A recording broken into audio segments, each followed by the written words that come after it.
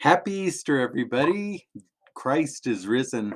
Christ is risen indeed. And this is my little figure that we had from last year, um, representing new life and resurrection. And that's what we're celebrating today. So happy Easter, everyone.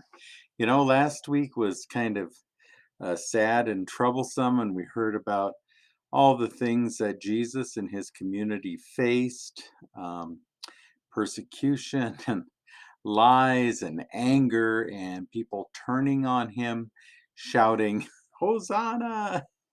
Oh, here's the king, and having, uh, Jesus kind of turn all of that upside down, coming in on a donkey instead of riding in on a horse the way a regular king or general would do, and um, and then turning those hosannas, which means help us, save us, into something quite different.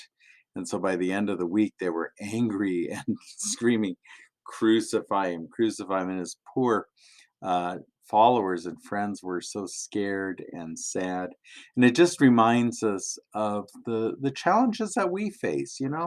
There are times when we're cheering, it's like, hey, yay, everything is over, all of the things that we need to do to stay safe, wearing masks and doing all the things, hoping that maybe a pandemic is over, only to have it come back, and then and so we get angry sometimes, and we get depressed and despondent. But Easter changes all of that, and it reminds us, in the midst of all of that, it's possible to have new life and resurrection, and that is what we celebrate.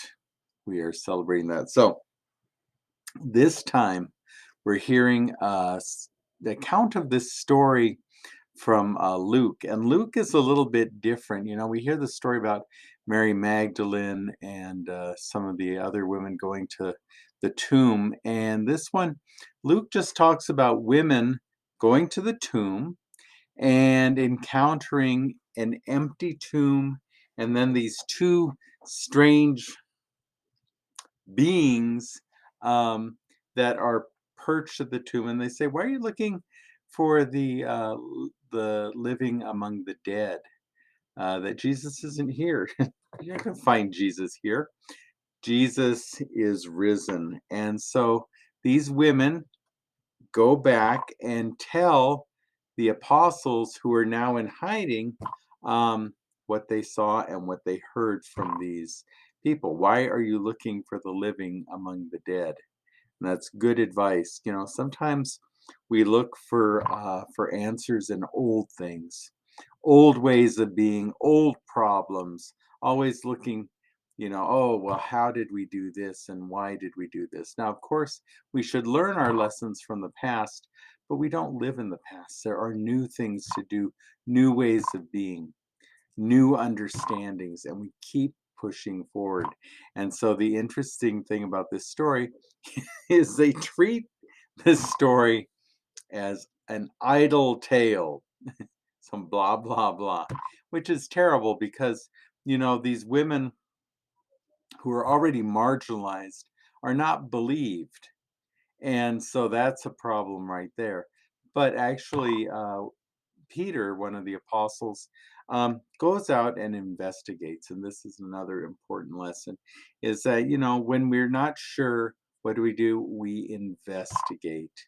So a couple of things to remember is, you know, marginalized people have experience and truth that they tell, and they should be believed. But we should also be, checking things out and making sure that, things are on a solid base. And Peter does. He investigates it. So once again, up and down, relationship with God, side to side, community, support, working together. And that's what this is all about. So as we celebrate new life, let us just revel in the coming of spring. And you know what? Even have a chocolate bunny or, or search for an Easter egg. These are all wonderful things that affirm our lives. Okay, that's it. Christos in Estes, Christ is risen. All right, peace.